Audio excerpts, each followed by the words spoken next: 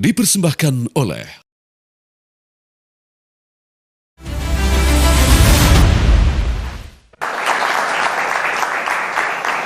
Kita langsung ke Bang Zain Assegaf alias Habib Kribo. Kami ingin tahu Habib Kribo, alasan Anda sepertinya narasi yang dibangun di media sosial juga membela pimpinan Ponpes Al Zaitun Panji Gumilang, Habib Kribo. Ya, terima kasih. Saya bukan membela sesuatu yang salah ya. Saya hanya ingin menyampaikan suatu kebenaran yang saya pahami. Lah dari kasus Al Zaitun ini saya pikir saya lihat sudah sangat menyimpang dari apa yang diharapkan di awal itu di masyarakat. Al Zaitun itu katanya ingin mendirikan negara dalam negara atau an-Pancasilais atau melahirkan radikalisme. Saya dukung itu. Saya memang dari dulu gerakan saya itu melawan radikalisme. Tapi saya lihat kemarin ini kok yang dipermasalahkan berita di luar penista agama. Lucu yang dibahas. Yang dibahas tentang lagi apa? Ya fikih lah, hukum ibadah. Itu kan furu'iyah.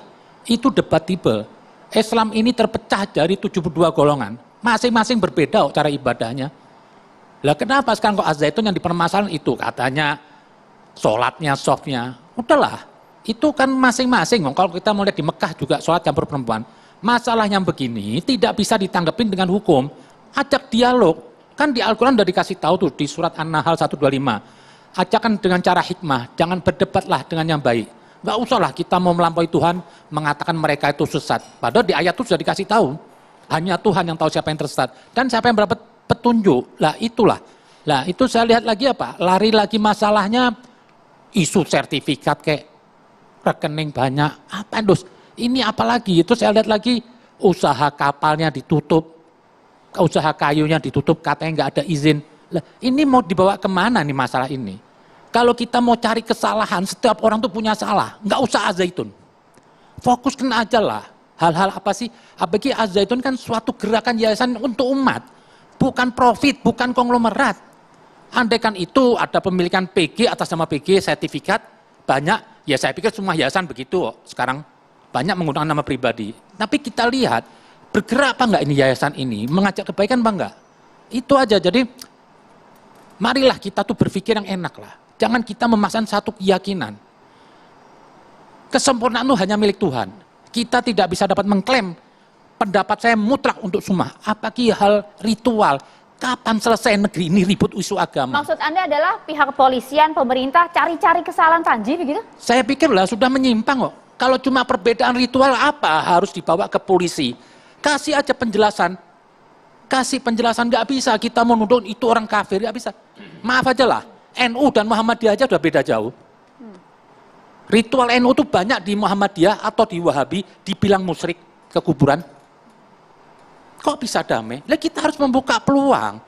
Perbedaan itu akan terjadi. Selama masih belum ada yang memiliki otoritas langit, yang di sini Nabi, itu perbedaan terjadi. Dan kita nggak perlu merasa saya paling benar. Lah ini terus kalau digelorakan terus, negeri ini pecah. Sekarang sesama Islam aja sudah saling penista agama. Ada yang mau demo dengan cara kekerasan. Saya membela sedikit, dibilang mau dibunuh. Saya kafir. Ini sudah terjadi. Besok yang saya khawatirin apa? Akumulasinya apa? Terjadi kepada minoritas. Bisa saja dituduh sesat kafir. Contoh lah kita lihat negara Arab. Isu madhab, Sunni dan Syiah. Ini persepsi manusia yang relatif. Agama ini semua relatif yang ada kita yakini saat ini. Karena kita bukan pemilik kebenaran mutlak. Isu relatif aja bisa saling bunuh. Gara-gara isu madhab, sunnah dan Syiah. Bukan mustahil akan dibawa kemari. Ini saya lihat kok saya khawatir ada gerakan-gerakan yang ingin merusak. Mungkin kita nggak tahu secara langsung kita dimanfaatkan. Banyak loh negara luar tuh nggak suka Indonesia maju. Maaf. Isu ISIS itu juga yang buat Amerika. Saya juga khawatir ada kekacauan di Indonesia tentang isu agama. Ini pepesan kosong. Ini ada yang mainin. Bahaya loh. Ini terus terakumulasi. Oke, ini bahaya. Artinya kasus hukum yang saat ini sedang menjerat Panji Gumilang gitu ya, dugaan kasus penistaan agama tidak tepat menurut Anda? Saya tidak menolak kasus penistaan agama dibawa ke hukum. Itu nggak boleh ranah keimanan hukum. Tidak setuju juga Bapak Panji akan misalnya kalau tersangka? Tentang penista agama dia dihukum, saya tidak setuju. Karena tidak pernah dicontohkan Nabi. Nabi itu menghukumi hukum itu kalau menyangkut dosa universal, menyangkut maslahat dengan orang lain. Nabi dalam piagam Madinah itu melindungi semua aliran agama. Nabi tidak memaksa dalam hal keimanan, tapi dalam hal hukum universal ada orang mencuri, atau siapapun itu Nabi bertindak. Tapi untuk keimanan nggak ada di baku hukum. Al-Quran jelas kok, ajar dengan hikmah, berdapatlah dengan baik. Jangan Anda menuduh orang sesat. Habib Yang tahu Kribo. siapa yang sesat itu hanya Tuhan. Tapi tahukah Habib Kribo bahwa alur proses hukum di kepolisian, penyidik Baris Krim Polri tidak bekerja sendiri. Ia menggunakan berlandaskan dari fatwa Majelis Ulama Indonesia sehingga bisa mendalami dugaan penistaan agama Habib Kribo. Kan ada ukurannya penistaan Fatwa agama. Majelis Ulama Indonesia itu nggak mutlak. Nggak ada yang mutlak. Sudah banyak yang kena Habib Kribo. Gara-gara penistaan agama sudah banyak yang Justru kena. saya dari pertama menolak ada hukum penista agama harus dihapus. Kalau nggak negeri ini apa? Gonjang-ganjing isu agama. Saya sekarang dilaporin polisi di Makassar. Saya katanya dibilang apa? Penista agama. Maaf, saya jelek-jelek ini juga Habib. Nggak saya akan jual agamanya Rasulullah. Tapi orang yang melihat pandangannya lemah, saya dituduh penista agama. Dilaporkan saya di Sulawesi. Saya yakin kalau Nabi Muhammad ini hari ada pasti dituduh penista agama. Kenapa? Banyak kita ini pemahaman kita masih salah. Kita merasa paling benar. Kan tadi sudah saya jelaskan, Islam terpecah banyak aliran. Siapa yang bisa mengklaim paling sempurna? Enggak ada. Itu hanya Tuhan. Nah, kalau masalah ibadah ritual tidak mengancam orang lain. Kalau andaikan dia sembahyang, habis sembahyang bunuh orang, ini boleh kita usut. Kalau dia habis sembahyang nonjok orang, ini boleh kita lawan. Kalau cuma dia sendiri di tempat, biarin, kita jelasin aja. Oh dia nggak mau. Dia nggak mau, ya kita jelasin lagi, nggak usah dipaksa.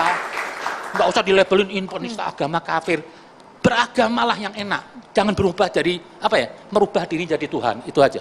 Oke, saya mau ke Bang Taufik kalau begitu. Jangan melabeli diri Bang, dan bahkan kasus hukum pun yang saat ini sedang berlangsung yang Anda minta kepada pemerintah tidak tepat menurut Habib Zaid.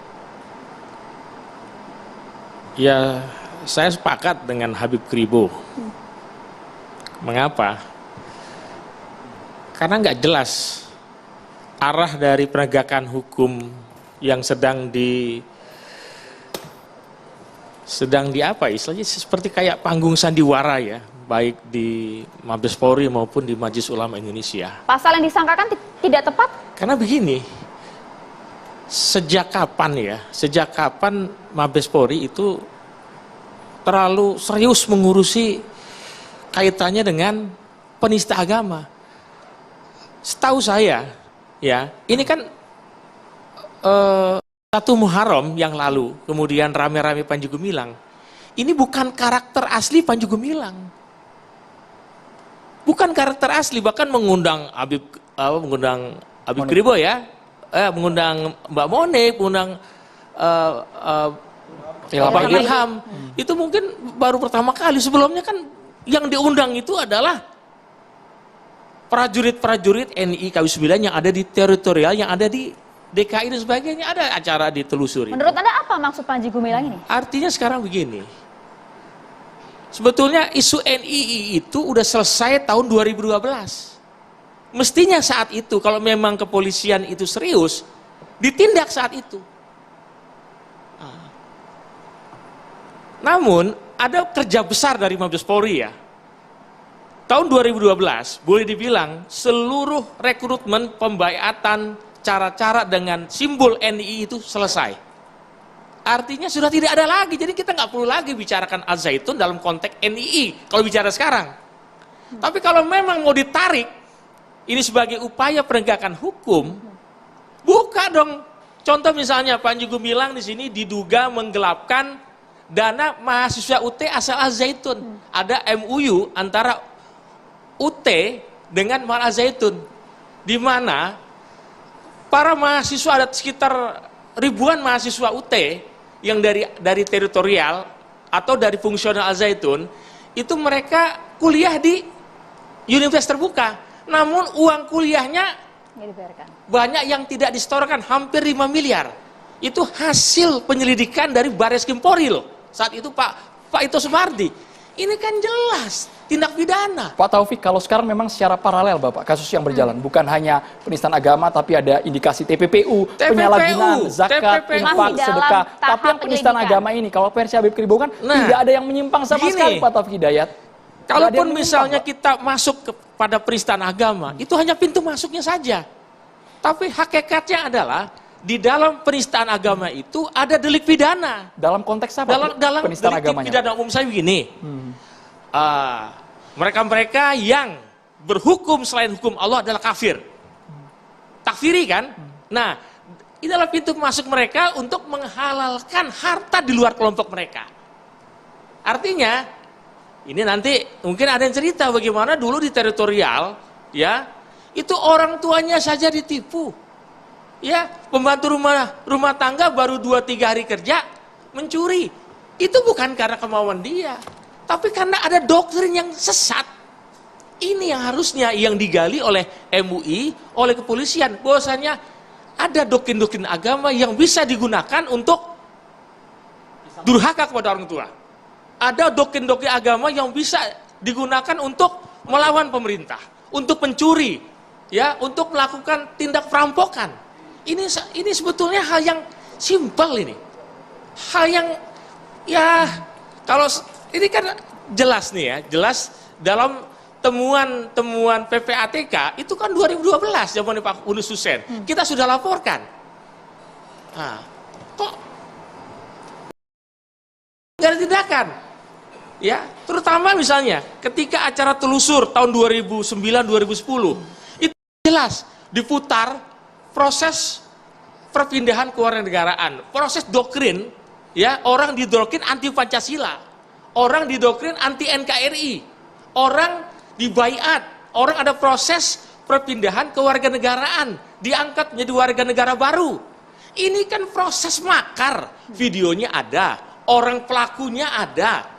Ini kalau ada orang misalnya melakukan tindakan kriminal di media sosial, dicari dong orangnya.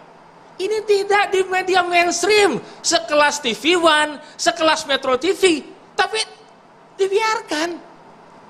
Ini kan aneh nih. Ya, saya cocok lah. Aneh gitu.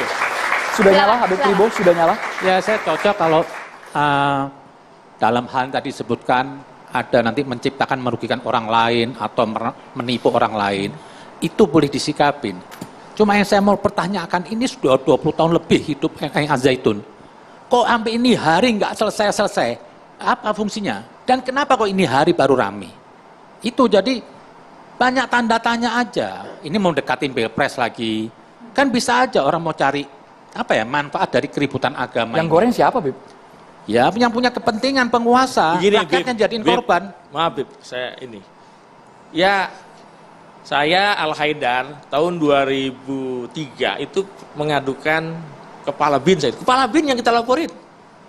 Bapak Hendro Priyono. Kenapa? Karena hasil penelitian kami ya tentang Az-Zaitun itu kan kami bukukan.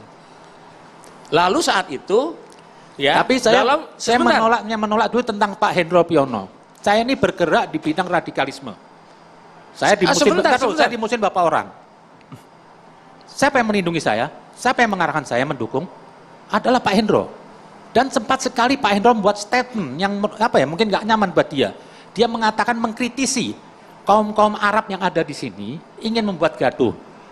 Jujur aja yang dimotorin oleh Rezik loh. Lah, Pak Hendro berani berkata, moderatornya mana ini? Sebentar Bapak, nanti kita kasih porsi yang masing-masing. Kita kasih porsi masing-masing. Ini kan tentang pendidikan. Kita uraikan satu persatu Bapak.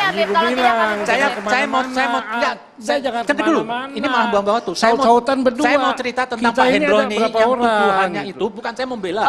Jangan di kemana-mana kan bicara itu sesuai dengan konteksnya. Saat itu saya melaporkan, saya Al-Haidar melaporkan Pak Hendro Priyono karena melakukan tindakan pengancaman kepada kami para ilmuwan, para akademisi. Saya terlepas nggak tahu itu ancaman apa. Nah, kalau tidak tahu dengarkan dulu. Maaf BP, maaf BP. Ancamannya dalam bentuk apa? Bayangin BP ya. Hendro Priyono atas nama presiden. Ya, dia apa? pidato di komunitas Al-Zaitun. Ya.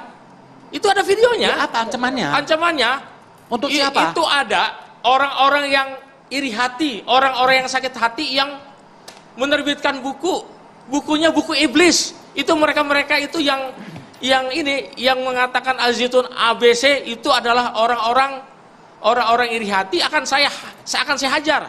Dan Hendro Priyono saat itu menyatakan buku yang kami terbitkan adalah buku iblis. Apa yang salah di situ? Kalau Pak Ya Hendro membela orang, kok mereka ngancam kok akan saya gebuk. Kalau membela yang benar gimana? Ya nggak bisa. Orang pengancaman, menggebuk, menghajar. Selama saya masih berkuasa, saya akan hajar. Iya. Ini pidana. Oke, hubungannya dengan Panji Gumilang apa? Artinya dia bicara di forum Panji Gumilang. Dan hebatnya oleh Panji Gumilang, itu video disebarluaskan. Itu untuk menunjukkan Merasa punya backing. Merasa punya backing.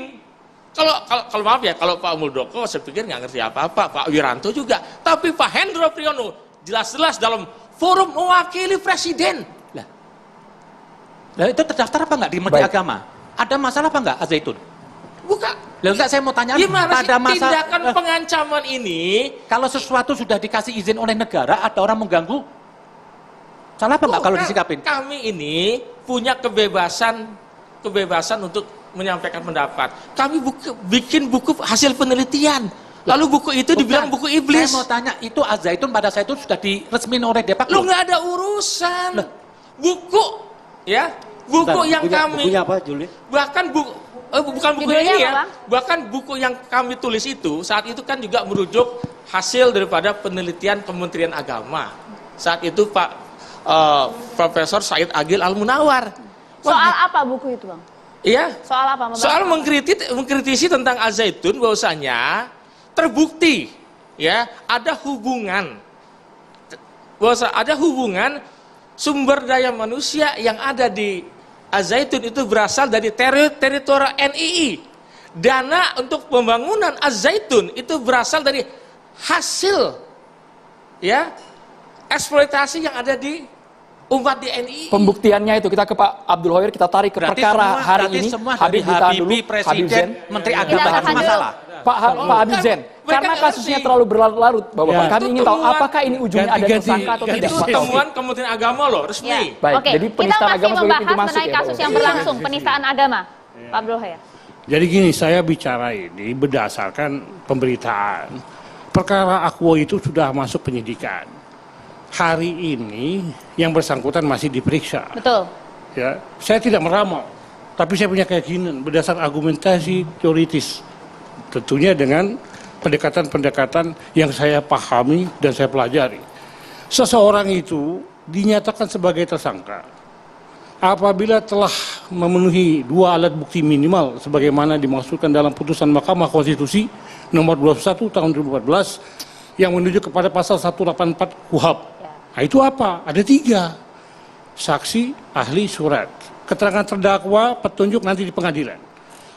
Ahli sudah diperiksa. Banyak ahli dari MUI, dari Muhammadiyah, dari NU, saksi begitu juga. Surat dimaksudkan di sini dokumen-dokumen termasuk sistem dan atau dokumentasi elektronik yang beredar di berbagai media sosial. Tambah lagi bahwa Majelis Ulama Indonesia itu telah menerbitkan fatwa. Fatwa ini diperlukan sebagai salah satu alat bukti surat sebagaimana dimasukkan dalam 184 KUHP. Bukti Jadi, penguat. fatwa itu menjadi bukti surat. Nanti komisi fatwa di MUI itu dimintakan pendapatnya sebagai ahli. Saya paham persis. Ini berlaku terhadap semua kasus, bukan hanya terhadap Panji Gumilang. Lalu apa kaitannya? Seseorang itu telah dinyatakan diduga memenuhi unsur delik yang disangkakan. Ada 3 delik. Pertama yang paling tinggi itu adalah berita bohong. Pasal 14 ayat 1. Undang-Undang nomor 1 1946 tentang pemberitahuan bohong atau menyiarkan berita bohong. Itu dengan sengaja menerbitkan keonaran. Pasal yang kedua itu pasal 28 ayat 2 Undang-Undang ITE. Junto pasal 45. Itu terkait ujaran kebencian, permusuhan terhadap individu atau kelompok yang berdasarkan suku, sara, suku, ras, dan antar golongan. Itu 6 tahun. Kalau yang tadi pasal 14 ayat 1 itu 10 tahun. Yang ketiga adalah pasal 156A huruf A KUHP. Ini terkait dengan delik penyalahgunaan dan atau penodaan agama. Itu ancaman hukumannya 5 tahun. Menurut pasal 21 KUHP, sepanjang diancamkan 5 tahun dan dikhawatirkan yang bersangkutan melarikan diri, mengulangi perbuatannya atau menghilangkan merusak barang bukti, dapat diterapkan penahanan. Jadi, ketika semua alat bukti tersedia telah dipenuhi, unsur subjektif on element objective unrecoverable yang menunjuk kepada mens rea dan actus reus. Ini masih harus tahu ini. Mens rea itu kesengajaan. Ketiga delik itu disebutkan dengan sengaja. Ketika disebutkan dengan sengaja berarti ada 3 corak gradasi. Bisa dengan maksud, al-okhmah, mengetahui menghendaki perbuatannya, atau dolus eventualis. Dia membuat hendaki perbuatan, tidak menghendaki akibat, juga dipidana. Nah, derajat terendah adalah yang kita kenal dengan dolus eventualis itu selain dolus directus. Jadi walaupun orang berbuat dikehendaki, akibat itu timbul, dia tetap dimintakan pertanggungjawaban pidana. Ya. Sehingga tidak ada alasan saya tidak menghendaki akibat. Saya tidak menginginkan terjadinya, terciptanya suatu penodaan agama. Ketika itu terjadi menimbulkan suatu keonaran, ketika itu terjadi sesuatu hal yang dinyatakan itu adalah suatu perbuatan yang terkait dengan penodaan agama atau berita bohong, dalam susunan pasal yang saya sebutkan tadi, dia dapat dipidana. Oleh karena itu, saya yakin yang bersangkutan pada hari ini selesai diperiksa akan dilakukan gelar perkara yang saya pahami dalam kondisi sekarang ini naik satu tersangka. Berubah bukan Iya. menjadi saksi, Karena dia jadi sudah tersangka. Karena dia diperiksa sudah saksi, sedangkan alat bukti sudah terpenuhi. Yang saya sebutkan tadi, saksi, ahli, surat sudah ada, fatwa sudah ada. Nah, kalau sudah demikian halnya, syarat objektif terhadap seseorang itu ditangkap dan kemudian ditahan, itu harus ancamannya di atas 5 tahun. Yang sebutkan tadi itu di atas 5 tahun. Haruskah ada tersangka dalam tingkat penyidikan? Penyidikan itu outputnya, hasilnya tersangka berdasarkan pemenuhan unsur yang saya sebutkan tadi. Unsur ini dipenuhi berdasarkan 2 alat bukti sehingga terang perbuatan pidananya dan orang itu layak dinyatakan sebagai tersangka. Ketika demikian halnya berdasarkan ketentuan pasal 21 KUHP dia ditahan.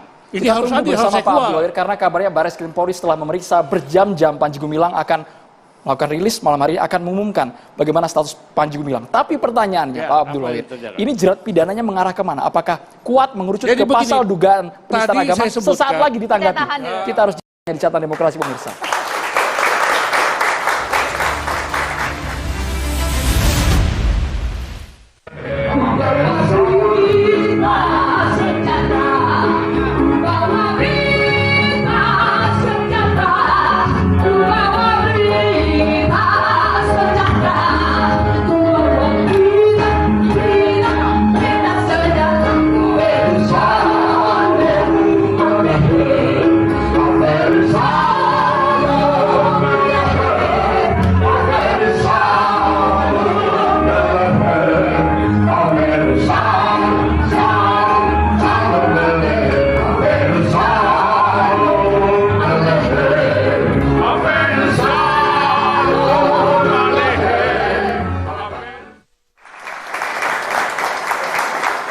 Dilanjutkan Pak Abdul Wahid, kami ingin tahu Pak, jerat pasal yang mana? Tadi saya menyimak ada statement ini sebagai pintu masuk terhadap kejahatan yang lebih besar. Saya setuju itu. Kenapa? Kejahatan itu bukan hanya manusia, tapi korporasi, perusahaan, badan hukum, yayasan itu juga dianggap sebagai subjek tindak pidana. Itu dikenal dengan corporate crime. Nah, kalau penelusuran terhadap aliran keuangan yang mencurigakan terkait dengan ada indikasi membangun struktur pemerintahan negara dalam negara, ini menjadi suatu delik khusus anselah makar sebagaimana dimasukkan dalam pasal 104 KUHP. Anselah itu serangan ini kepada negara, bukan serangan fisik, tetapi perbuatan permulaan pelaksanaan dengan niat untuk mendirikan negara dalam negara. Permulaan saja, pasal 53 Pogging KUHP itu dia kena. Nah, terkait dengan ini, siapa yang menjadi delik? Ya kalau dalam kondisi keterangan-keterangan yang kita terima, ini terkait dengan badan hukum yayasan itu sendiri. Jadi yayasan itu sebagai pelaku tindak pidana. Jadi yayasan itu harus bertanggung jawab karena dia sebagai corporate crime. Tentu organ-organnya juga harus dimintakan pertanggungjawaban. Sepanjang itu dapat dibuktikan adanya anslah, adanya makar, adanya TPPU. Jadi semua tindak pidana yang terkait ini harus disistemasikan, diinvestigasi lebih lanjut. Apalagi TPPU. TPPU itu dari huruf A sampai huruf Z itu ada, dari penggelapan Ya. perdagangan orang, korupsi, dan lain-lain. Nah, itu Pak masuk Burhan, kegelapan. ya, artinya menurut Anda panjangnya proses penyidikan saat ini Ya. tuh artinya polisi sedang mencari juga dugaan. Kalau yang sekarang menurut saya sudah benar, karena yang dilaporkan itu adalah penodaan agama. Jadi penyidik terikat dengan Satu kasus pelaporan. Pelaporan itu sudah masuk, kemudian diperiksa, sudah proses. Itu dalam perspektif integrated criminal justice system itu sudah benar. Tetapi ada masalah yang lebih besar. Ini adalah makar, anslah, terkait dengan Badan Hukum Zaitun. Yayasan Belum sampai ke sana, Pak, karena Pendidikan sejauh ini masih Islam. individu yang diperiksa. Ya Belum kalau sampai ke sana. terkait dengan adanya bukti yang mencurigakan dan itu menjadi satu dalil pemenuhan unsur, kemudian hari ditemukan dua alat bukti terkait dengan adanya tidak pidana makar, pencucian uang, itu menjadi kumulasi beberapa tindak pidana. Jika ada bukti pasti polisi akan mencium hal itu. Saya ingin minta respon Ya. dulu Pak Ilham, silakan. Ya, terima kasih sebelumnya. Ya ini ceritanya tiba-tiba jadi dahsyat gitu loh. Makar, kemudian NII dan sebagainya. Saya hanya ingin cerita sedikit apa yang saya lihat. Ya, apa yang saya lihat, saya rasakan, saya Hadir dengar. juga ke Menit 1 Muharram ya. Saya hadir bersama Ibu Monique Rakers ya. Dan saya pikir kita pasti sepakat apa yang kita lihat di sana. Dan saya nggak percaya bahwa apa yang kami lihat itu sebuah rekayasa. Hari ini kita pura-pura sok Pancasilais ya. Hari ini kita para santri berbaju merah putih dan menyanyikan Indonesia. Saya nggak percaya ada rekayasa seperti itu. Dan saya nggak percaya bahwa puluhan tahun Panji Gumilang itu melakukan rekayasa seolah-olah Pancasilais, cinta tanah air, senang doyan toleransi. Saya nggak percaya itu. Hari itu yang saya lihat adalah ketulusan mereka menyanyikan Indonesia Raya dengan 3 stanza. Lalu orang bilang ya itu pura-pura aja. Sebetulnya mereka bermuka dua. Saya nggak percaya ada 8.000 santri yang diajari untuk bermuka dua. Saya nggak percaya. Baru sekali datang atau sudah kenal lama? Pak Bukan, Ilham? saya baru sekali datang. Betul juga. Sepanjang saya datang itu, saya selalu menimbang-nimbang ini benar apa enggak. Nah, yang juga menarik begini. Ini mungkin kita berbeda pendapatnya.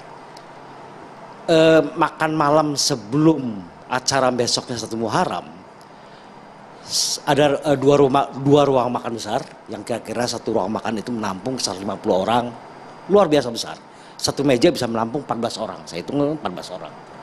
Kebetulan saya saat itu campur baur betul antara pengusaha, undangan, orang penting, wali santri ada di situ, pokoknya segala macam orang berbaur.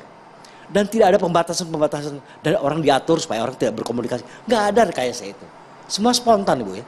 Ya, Ibu Monique saya pikir juga mengikuti itu semua. Nah kebetulan saya berada di satu meja dengan 3 keluarga wali santri. Saya ini kan orang yang kepoan juga sebetulnya. Ini disebutin ini radikal segala macam. Katanya santrinya itu bisa menjual diri untuk demi mencari uang, demi Al Zaitun. Sempat menanyakan langsung nggak Pak Ilham? Betul sekali. Sepanjang 2 jam apa yang saya lakukan adalah bertanya dengan mereka. Dengan cara saya ya. Dengan cara sedikit guyon. Mereka itu berasal dari Wonogiri, Kediri, dan Bekasi. Tahu dari mana? Bahkan, maaf ya, sampai dengan berapa biaya masuknya, per bulan berapa. Saya melakukan wawancara itu betul-betul karena saya juga seperti Habib Kribo, orang yang mencenderungkan radikalisme. Sebagainya. Kemudian saya waktu saya diundang, sebetulnya saya juga aneh kok saya diundang. Tetapi keinginan tahuan saya bahwa markas radikalisme dan sesat itu saya juga pengen tahu. Dan ternyata jam demi jam yang saya lalui, saya 24 jam ada di sana. Jam demi jam semakin saya yakin bahwa semua itu berbeda dengan kondisi yang Pak Ilham, biasanya kan kalau ponpes ya Pak ya, ya, sangat akrab dengan yang namanya religius, kegiatan keagamaan sepanjang hari. betul. Kalau Bapak melihat ada pembedanya karena yang kami lihat di video YouTube, tokoh lintas agama bahkan Mbak Monique dengan terang-terangan Ya. mengenakan kaos bintang Ya. Daud ya, Mbak Monique tidak ada penolakan sama sekali di internal ponpes. Iya, itu juga sesuatu yang saya pengen tekankan. Jadi dengan wali santri saya selesaikan dulu sedikit ya. Saya melakukan semacam obrolan sekitar 2 jam itu cukup panjang.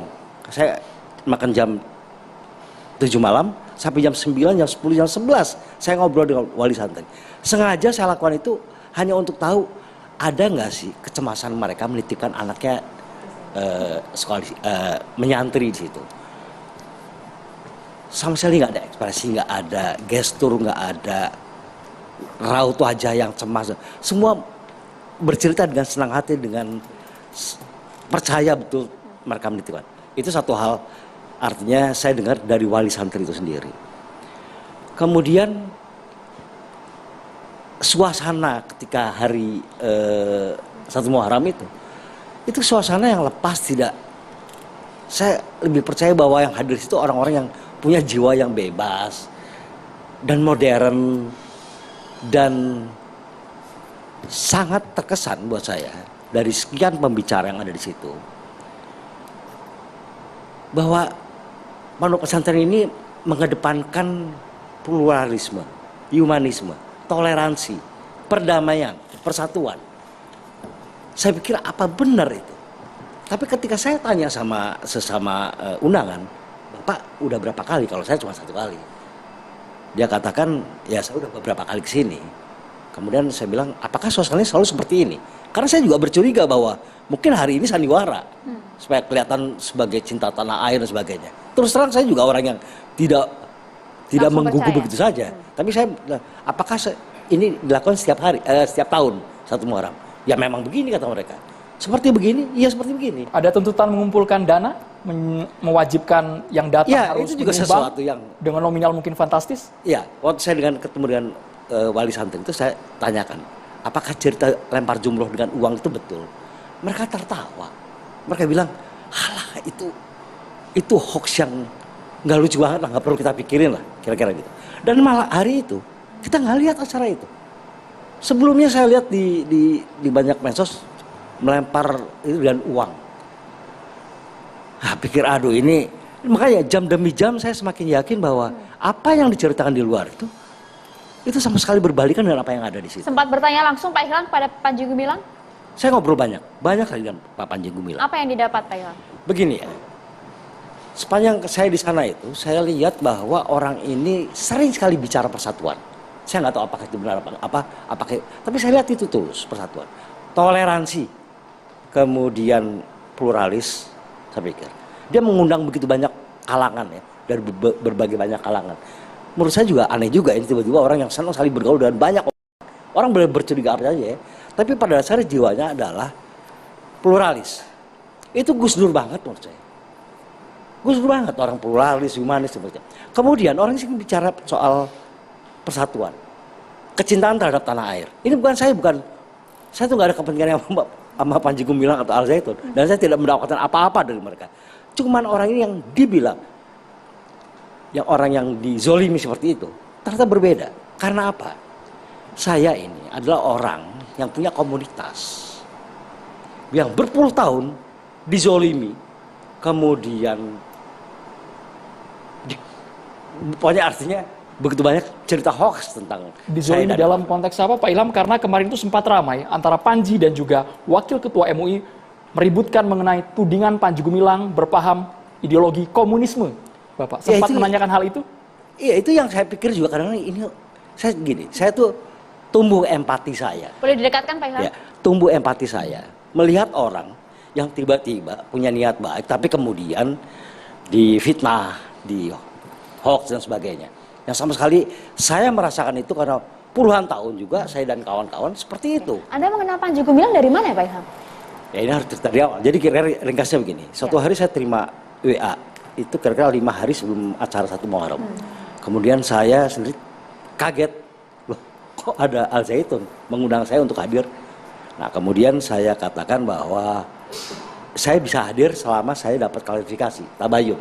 Saya telepon yang mengundang saya, ketua panitianya. Saya menanyakan 4 hal. 1 masalah NI, kedua masalah peribadatan yang katanya tidak sesuai dan sebagainya. Ketiga masalah uang kok begitu banyak ada di situ. Keempat itu tentang wanita mengimami.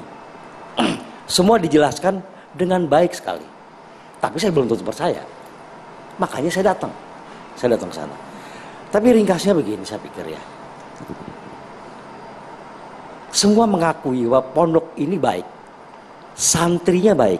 Produknya baik. Saya nggak masuk akal saya bahwa sebuah produk yang baik itu dihasilkan dari seorang pemimpin. Maaf, Bang Ilham. Nggak bisa. Anda ini seperti PR-nya Panji Gumilang. Bukan. Nggak bisa hanya 1 hari lalu Anda menyimpulkan. Betul. Panji Gumilang itu di tahun 70-an dalam sebuah penggerbekan Kodim, ya, Sebentar, distrik militer gini, oke, di ini Menes, saya. itu Sebentar. menemukan Saya ingin buku menyatakan- Das Kapital. Das Kapital di rumah Panji Gumilang. Oke, sebentar. Artinya Panji Gumilang Oke, sebentar. terindikasi komunis. Yang kenal lebih lama siapa? Sebentar. Pak Taufik kenal lebih lama daripada Pak Ilham Aidit? Saya lebih lama dan saya nggak Dari suka. tahun berapa Bapak? Dari tahun berapa? Ya, saya dari tahun 93. Sebentar. Ya. Anda baru 1 hari. Ya, sebentar. Jangan jadi PR-nya Panji Gumilang. Saya tidak nggak jadi suka. PR. Cukup. Yang kedua, maaf ya. Sebentar. Oke. Ya. Soal Das Kapital. Nggak bisa. Pernahkah Anda tahu bahwa Marxisme, Das Kapital Saat itu, dibaca rejim sebentar, saat sebentar. itu, begitu memang modelnya. Bergantian. Pak Taufik ditahan dulu, Pak Semua Taufik. pendiri bangsa ini membaca Marxisme. Untuk Anda tahu. Saat itu Marxisme, Das Kapital itu dibaca oleh saya setiap lebaran datang ke rumahnya Pak Aha Nasution. Saya lihat di rak itu ada Das Kapital. Terus saya tanya, Pak baca ini? Pak Aha Nasution. Semua pendiri bangsa baca itu. Jadi kemudian Anda pikir bahwa orang baca Das Kapital itu komunis. Lugu sekali. Itu total. Saya bukan PR-nya, sama sekali bukan PR-nya Panji Gumilang. Saya nggak dapat apa-apa dari Al Zaitun, nggak dapat apa-apa. Saya cuma cerita apa yang saya lihat. 1 hari, maaf ya Bang Ilham, Anda juga harus kritis. Anda tahu nggak peringatan tahun-tahun sebelumnya seperti apa? Nanti dia cerita ini. Tahun 2000 seperti apa? 2001 seperti apa? Peringatan. Nggak bisa, Ya, nggak apa-apa. Anda itu hanya menilai sesuatu Itu sebabnya dari kan 1 saya tanya. hari. Saya Bahaya tanya orang kayak Anda undangan ini. yang lain. Saya tanya Anda undangan jangan yang lain. memecah belah umat. Saya mau Nggak pecah belah umat. bisa. 1 Anda hari. jangan menuduh saya mau pecah belah umat. Saya peneliti. Oke, Anda sampai jangan di pernah sana. menuduh saya. Tidak. Ya, sampai Pak di Ilham, sana. Saya sampai di sana, Abdul Pak Wahid Ilham. tidak usah Nggak menggebrak bisa. meja Bapak. Suka. Tenang Anda saja. jangan jadi Baik. komunis, macam Pak belah. Taufik, Kita hentikan selesai sampai di Pak sini. Ilham, Pak kita Ilham, dengarkan terima ke Pak kasih. Heru. Pak Heru karena setiap tahun dia datang ke sana, dia tahu persis Pak Heru sebagai mantan pengawal dari Panji Gumilang. Bisa Oke, kita diceritakan tahan dulu, Pak aktivitasnya Taufik. seperti apa? Tapi menurut Pak Heru, itu Pak Ilham sudah cukup, kurang. Pak Taufik cukup. Kita tidak menyerang Kita beralih ke personal di sini. narasumber lainnya. Kita ke Pak Heru terlebih dahulu. Pak Heru silakan. Hari ini Panji Gumilang telah diperiksa oleh Kabar Boleh lebih Eskrim. dekat lagi Pak Heru, mohon maaf. Dan apabila saat ini Panji Gumilang itu telah ditetapkan sebagai tersangka, itu adalah merupakan suatu kebahagiaan kepada, yaitu bagi korban-korbannya. Karena korban-korban Panji Gumilang itu bukan hanya 1.000 atau 2.000 orang, ratusan ribu orang yang terkapar di mana-mana di seluruh Indonesia. Korban ini maksudnya apa Pak Heru? Korban-korban dari NIKW 9 ini semuanya telah dikorbankan oleh Panji Gumilang untuk memperkaya dirinya sekarang. 15 triliun yang telah diberitakan itu, uang siapa itu? Apakah Panji Gumilang mempunyai perusahaan pribadi? Kemudian Panji Gumilang mempunyai penghasilan yang menghasilkan 15 triliun selama beberapa tahun ini. Pak Heru bisa dijelaskan seberapa kenal Bapak Heru dengan Panji Gumilang Saya sampai Bapak tahun- tahu seluruh kegiatan Panji Gumilang di internal Ponpes? Saya tahun 93 mengenal ataupun saya dikenalkan dengan NII. Saya direkrut oleh NII KW 9 ini tahun 93. Kemudian seiring dengan berjalannya waktu, saya telah ditartib, atau kalau bahasa di Indonesia di RI-nya itu tartib itu adalah pelantikan. Saya dilantik sebagai lurah Kojak Selatan pada waktu itu. Kemudian hanya beberapa bulan saya dipilih untuk dikirim ke Al Zaitun. Akan tetapi sebelum ke Al Zaitun itu terlebih dulu kita diadakan pemeluncuran dulu di Subang, di pabrik beras. Yang di situ ada sebuah pabrik besar, pabrik beras yang untuk memenuhi kebutuhan semua aparat-aparat NII KW 9 yang ada di Jakarta dan Bandung serta Jawa Timur pada saat itu. Selanjutnya program untuk pembuatan pondok pesantren Al Zaitun itu mulai berjalan. Sayalah pertama kali yang dikirim ke Al Zaitun itu, yang menginjakkan rumput di sana itu saya. Sebagai apa Anda di sana? Saya sebagai pekerja, karyawan Al Zaitun. Tahun 94 waktu itu. Kemudian bagaimana sepak terjang Panji Gumilang selama itu, ya apa yang telah diberitakan oleh kawan-kawan kita semuanya memang iya, memang benar. Kalau yang adanya Anda seperti rasakan, yang itu. Anda terima apa? Yang saya terima yang jelas itu selain dari pengorbanan dari harta saya sendiri, tenaga saya dan pikiran saya dipekerjakan di sana mulai dari jam 6 pagi sampai dengan jam 12 malam. Itu berjalan sampai dengan 4 tahun. Nah, kemudian ada pelonggaran sedikit, dirubah dari jam 12 malam diturunkan menjadi jam 11. Dari jam 6 pagi sampai jam 11 malam. Pak Heru, tapi kan itu dilakukan dengan penuh kesadaran. Tidak ada penolakan, Bapak juga tidak melawan di kala itu? Oh Anda tidak, pun menerima? karena kita sudah didoktrin lebih dulu. Kita mempunyai suatu janji yang khusus untuk menjadi anggota NI itu. Poin ketiga itu adalah saya sanggup berkorban dengan jiwa, raga, bahkan apa yang ada di diri saya itu artinya sudah kita korbankan. Itu seperti itu. Jadi masing-masing semua anggota NI KW 9 itu semua mempunyai janji seperti itu. Makanya semua karyawan yang ada di Al Zaitun, ya bukan cuma yang ada di Al Zaitun, semua jamaah NI itu mempunyai kredibilitas seperti itu. Pak Itu Heru. bawa uangnya gimana waktu itu ke Al Zaitun itu? Nah, kalau masalah untuk bawa uang itu kan itu suatu ya itu proses pembayaran ya, pembayaran tanah pada awal. Untuk pembayaran tanah di Al Zaitun pertama kali itu kan kalau pada waktu itu kan masih belum ada rekening. Kalau orang-orang kampung itu masih belum ada yang punya rekening. Jadi kalau membayar tanah itu kan pakai uang cash. Jadi uang itu dikumpulkan dari jamaah di seluruh Jakarta, santero dari Surabaya sampai dengan Bandung. Itu semuanya kan menggunakan uang cash waktu Nominalnya itu. tidak sedikit itu kan Pak? Karungan. Pak Heru. Untuk pembayar pembelian tanah ya itu memang itu metode zaman dulu memang seperti itu. Pak Heru, Pak Heru. kalau pemirsa mendengar sekilas apa yang Bapak ucapkan, semuanya masih kategori wajar. Maksud kami, apakah ada tindakan kriminal atas perintah Panji Gumilang yang Bapak maksud? Jangan sampai ini jadi tudingan sepihak tanpa bukti, Pak Heru. Ditanggapi sesaat lagi, kita harus jeda hanya di Catatan Demokrasi pemirsa.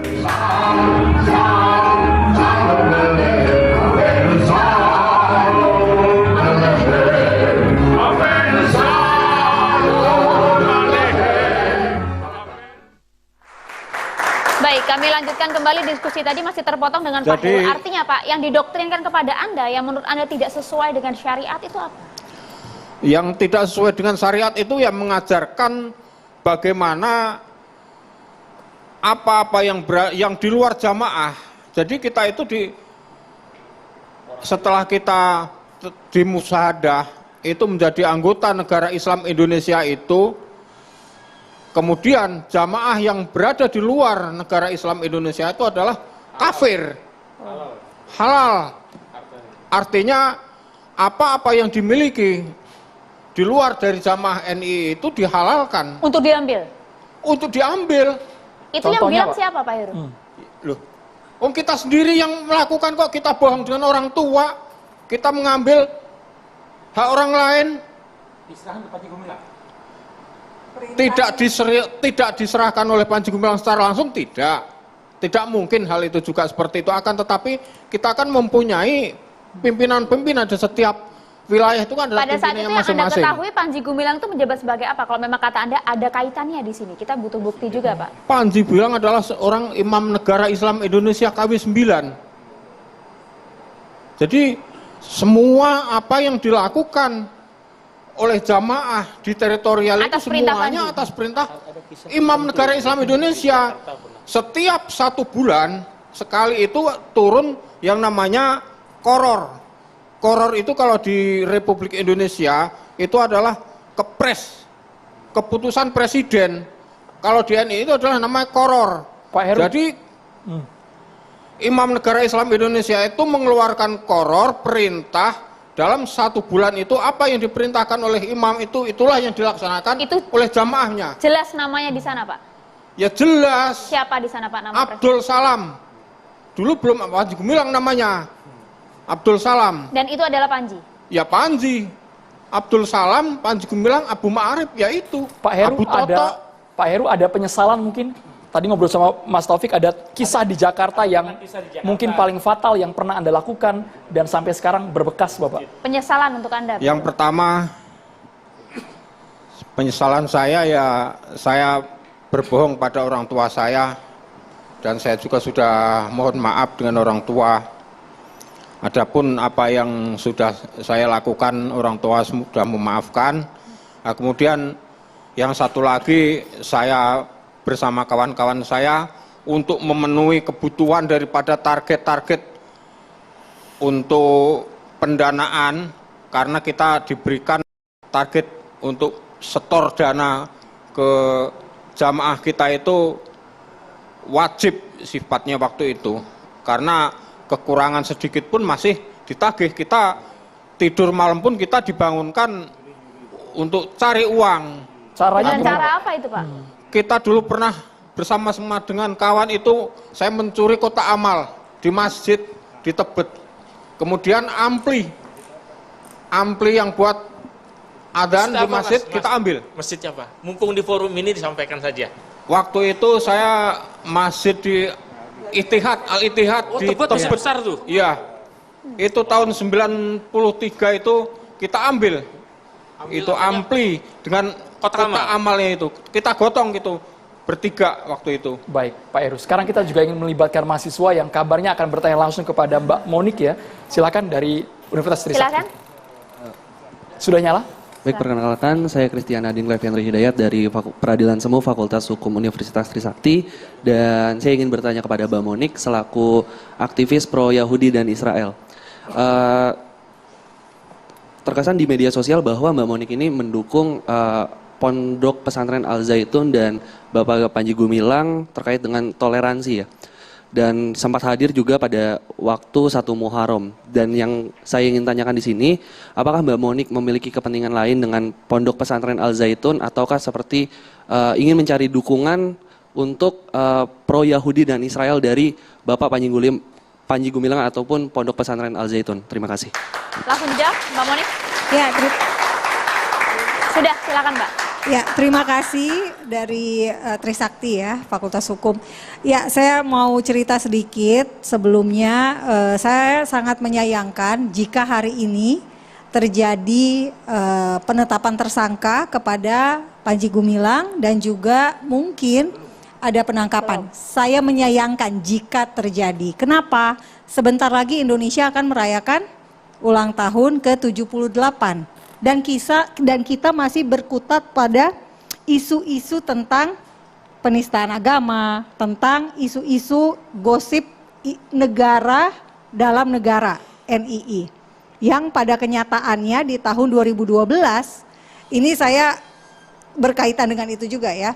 Di tahun 2012 kalau Bapak Ibu mau lihat di situs Kementerian Agama tahun 2012, ada berita judulnya Al Zaitun bukan sarana pendidikan radikal.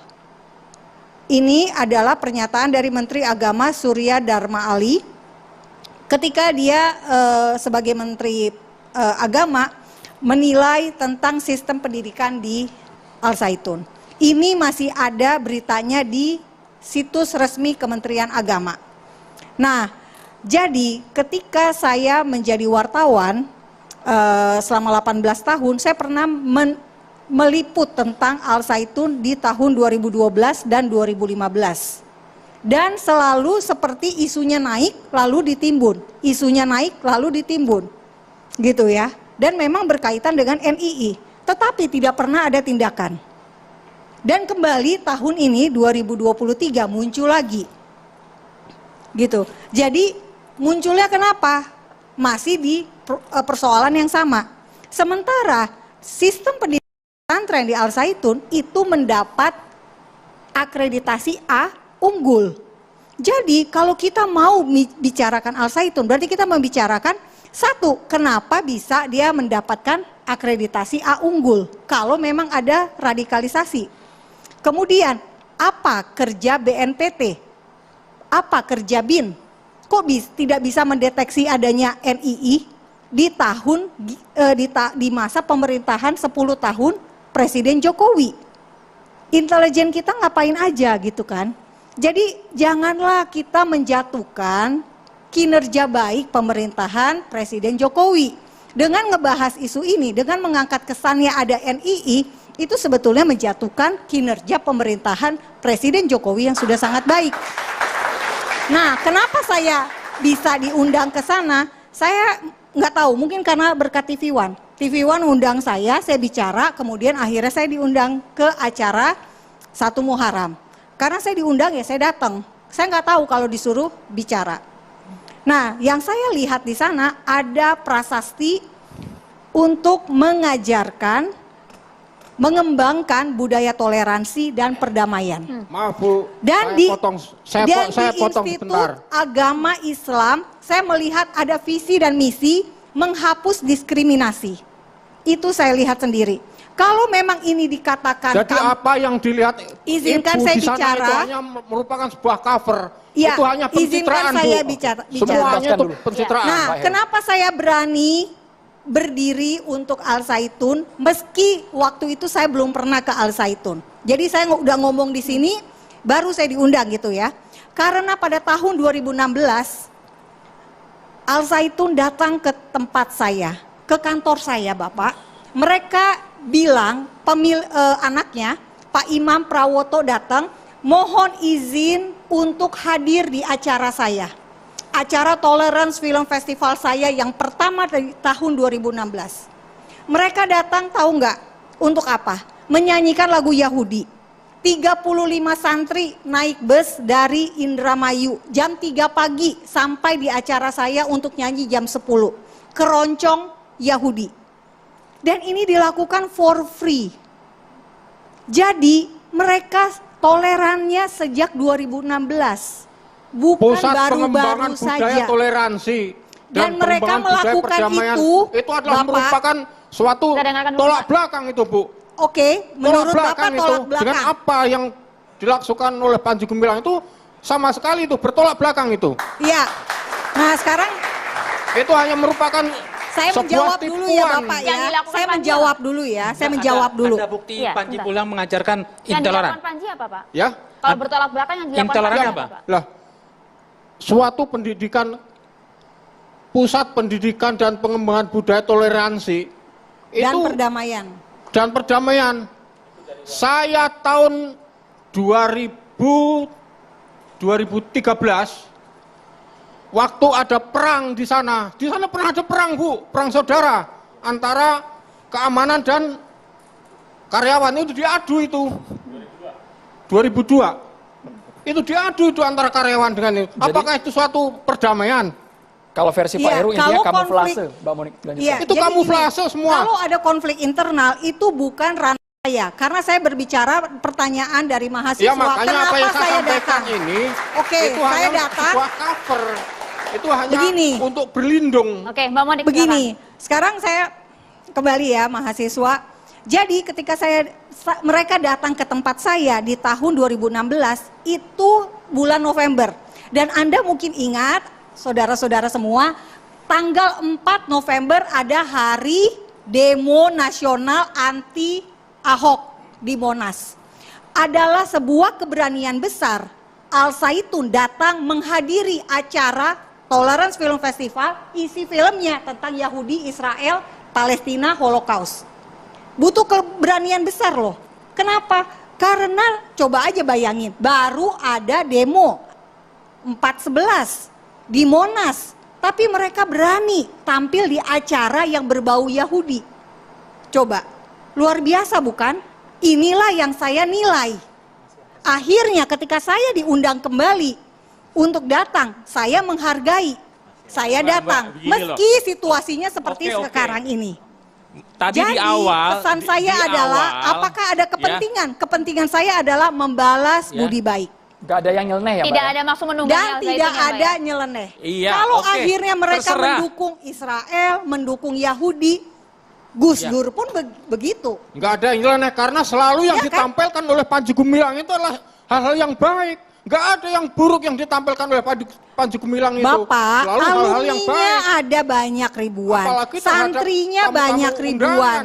Wali Nggak santri mungkin mereka selalu menampilkan dilibatkan. suatu hal yang buruk. Wali santri selalu dilibatkan dalam acara. Pak Heru berapa lama? Wali Satu santri itu orang. siapa wali santri itu? Wali santri Yang saya orang tanya. tua santri kan? Wali santri itu adalah kebanyakan orang NII. Nah sekarang begini, Tuh. kalau memang Bapak menuduh di sana ini sarangnya NII, besok bisa nggak BIN datang ke sana?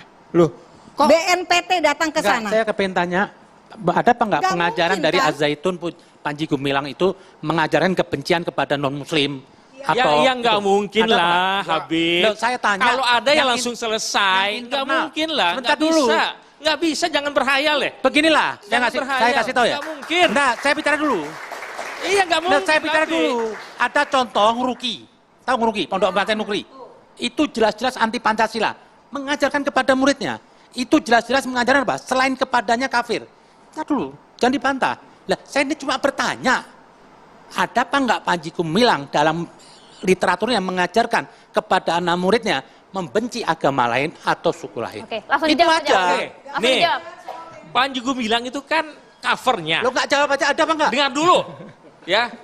Panji Gumilang covernya, di bawahi teritorial, itu ditelusur, diajarkan bagaimana Pancasila itu dikatakan kafir dan sebagainya. Telusuri Jelas program TV One, Pak. Nanti program pemirsa TV One, nggak jelas juga, Pak. jelas pelakunya, tapi dibiarin tuh sama polisi. Bukan, Nggak ditangkap kan jelas. Mukanya yang saya jelas. tanya tadi loh. Anda itu harus memahami Bentar dulu. temuan Oh, agama. Anda banyak bicara, saya mau nanya. Ada apa enggak dari Az-Zaitun literaturnya mengajarkan kebencian kepada selain Islam? Ya nggak mungkin lah itu. Heru, Kalau ada, ada ya langsung berarti dihajar oleh berarti negara. Anda cuma Ada, Pak. Nggak mungkin. Bentar, Pak, ini Gini, Indoktrinasi sebentar. itu Ada, Pak apa? Heru. Bukti indoktrinasinya Iya, apa? kita Itu yang- dengarkan dulu, Pak Heru. bukti doktrin itu apa itu? apa? Itu kan bukti doktrin terhadap jamaah NII itu kan bukti. Enggak, Ya, masalah kebencian terhadap agama Buktinya lain. ini, Pak. Ini kena doktrinnya, Pak. Buktinya ini langsung kami hadirkan. Ada apa enggak Anda diajarkan? Gini. Pak Heru buktinya. Buktinya apa, Pak Heru? Gini. Saya terus terang ya, Mbak Muni terserah Anda mau jadi kampanye Yahudi terserah. Tapi Anda harus menghormati proses hukum yang ada di kepolisian. Anda bilang tadi isu dan sebagainya. Kalau saya mau bilang isu, bagaimana umat Islam ya di Palestina dibantai oleh Israel? Panjang ini, Apa Bapak, Anda juga Bapak akan sudah berpikir? pernah Saya datang pikir ke gini lah, Israel, saya Apa kan? isu? Oke, kita Bapak sudah Kita pernah fokus ke datang Al-Zaitun. Kita fokus ke Al-Zaitun. Habib, Anti Mabes Polri. Habib Kribo. Bapak sudah Saya cuma pernah- pengen Saya mau tanya. bicara terakhir. Bentar, saya mau bicara Pak terakhir. Ilham, silakan. Saya mau Pak bicara Ilham. terakhir. Pak Ilham, silakan. Ini yang satu kubu kok saling Satu berdebat ya, kalimat Pak? aja kalau buat saya. Tenang. Bicara Pak Ilham. Al-Zaitun itu bicara lembaga pendidikan. Pertanyaan saya sederhana aja. Apakah dalam silabusnya itu diajarkan tentang kebencian terhadap agama lain? Apakah tidak boleh toleran dan sebagainya? Dalam silabusnya. Itu pertanyaan konyol. Bukan. Ya. Berarti udah. Iya, jawabannya nggak ada. Udah. Jawabannya nggak ada ya Pak udah. Ilham, dalam kasus ini Panji sebagai individu yang Ya, diproses, Pak. betul. Artinya Atau itu kan yayasannya. Sekolah itu yang saya Zaitun yang tuh sebutkan. Iya. dalam literaturnya mengajarkan kebencian seperti yang Ya, dijuluki. itu. Kebencian Misalnya. terhadap Kita aliran ke Pak lain. Abdul Hoir, jangan-jangan dia lebih tahu dengan Panji Gumilang nih, Pak Abdul Hoir nih. Nah, Lebih ini kenal saya nih cuma Pak Abdul Hoir. menanggapi. Kalau Nah, saya mau bicara terakhir. Saya tetap Tahan dulu ya, pada Prof. pendapat saya, keyakinan saya, Panji Gumilang tidak pulang. Panji Gumilang ditangkap, ditahan, karena telah memenuhi unsur pemberitahuan berita bohong. Pasal 14 Undang-Undang Nomor 1 Tahun 1996 tentang peraturan hukum pidana. Ini Habib Rizik saja ngomong sehat, walaupun sakit, kena delik ini berita bohong. Ngomong berisik tadi, ada nggak ngomong berisik? Gue bandingin, Bebek. Apalagi tadi saya juga ini. Yang Saya tadi sopan juga dong, membandingkan. Bapak. Yang beretika ya debatnya ya. Entengnya Habib Loh, Rizik, gue tadi bandingin kasus. saya juga membandingkan. Dibilang Entengnya Habib Rizik, Kita gue berbicara damai di sini, bandingin. Pak Reka. Satu. Kedua, berita tentang keonaran. Oke. Itu sudah masuk keonaran ini. Di sini aja udah onar. Ya, udah Ini rame sejuk, onar. Bang. Gak ada yang onar, Bang. Ini sejuk damai ini, Bang. Nah, Habib Rizik itu onarnya dunia maya kena vonis. Oke. Oke. Nah, kemudian penodaan agama itu 5 tahun. Itu fatwa MUI jelas. Kriteria ada 10 tentang aliran sesat. Nah, itu silakan konfirmasi ke MUI, fatwanya sudah terbit menjadi rujukan dari penyidik Barreskrim Polri. Kemudian ujaran kebencian pasal 28 ayat 2 junto pasal 45A Undang-Undang ITE. Semua itu 6 tahun. terpenuhi, Panji. Paling Oke. banyak 10 tahun. Oke. Minimal 5 tahun. Jadi sangat wajar yang bersangkutan ditangkap lalu tidak pulang proses sampai di pengadilan. Itu aja. Saya cuma ingin menutup aja ini omongan Singkat, saya. Habib. Singkat, Habib.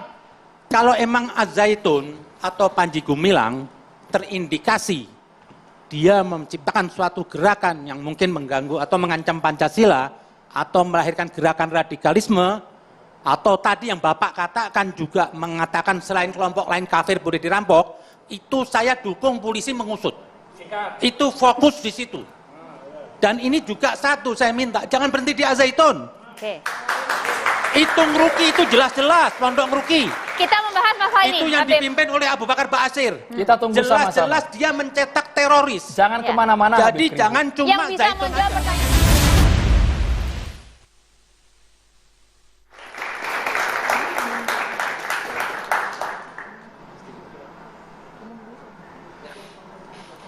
Para pemirsa dan narasumber yang saya hormati, saya teringat akan satu buah ayat yang termaktub dalam Al-Quranul Karim, La ikraha fiddin. Tidak ada paksaan bagi siapa saja untuk memeluk agama Islam.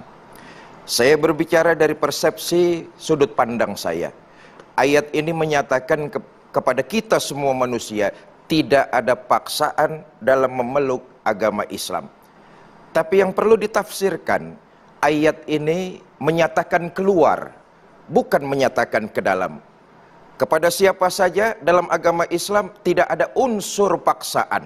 La ikraha fiddin.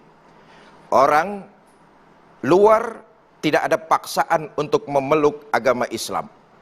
Tapi ketika sudah menjadi penganut agama Islam, maka dia harus konsekuen, totalitas mengamalkan ajaran Islam, termasuk di dalamnya toleransi yang disebut dengan tasammuh. Toleransi. Sama juga begini saudara. Kalau saudara ke Jakarta, khususnya ke Kebayoran Baru, mampirlah ke tempat saya. Itu tawaran dari saya. Saudara mau mampir boleh, saudara tidak mau mampir juga tidak apa-apa. Itu tawaran saya kepada orang luar. Tapi ketika saudara sudah memutuskan untuk mampir ke rumah saya, maka ketika saudara masuk ke dalam pekarangan rumah saya, saudara harus ikuti aturan yang ada di dalam rumah saya. Lagi-lagi, hari ini kita masih disibukkan dengan Al-Zaitun dan seputarnya. Saudara, pertama, biarlah proses hukum yang sedang berjalan kita harus cermati dan kita harus hormati. Yang kedua, bukankah hukum dibikin untuk mengatur alur tertibnya sebuah masyarakat agar kehidupan lancar, tentram dan tertib. Termasuk di dalamnya tidak ada unsur kejahatan, tidak ada unsur pencemaran, tidak ada unsur penistaan. Karena itu maka hukum harus benar-benar ditegakkan. Kita negara Indonesia adalah negara yang ingin menegakkan rasa keadilan di tengah-tengah masyarakat. Maka tidak lain dan tidak bukan garda terdepannya adalah supremasi hukum. Apapun yang terjadi, berproses di jalan hukum, pertama itu merupakan perjalanan yang sangat beradab. Yang kedua, proses hukum apapun hasilnya tentu akan kita hormati dan kita jalankan. Sebuah konsensus agar masyarakat tentram, tertib dan aman. Wallahu a'lam bishawab. Terima kasih banyak Pak Kiai, Bapak Ibu, terima kasih. Kita akan segera breaking news TV One karena Panji Gumilang sudah ditetapkan menjadi tersangka dalam kasus penistaan agama. Ya, usai 8 jam diperiksa oleh Barreskrim, kami akan hadirkan informasi dalam breaking news TV One sesaat lagi. Terima kasih pemirsa.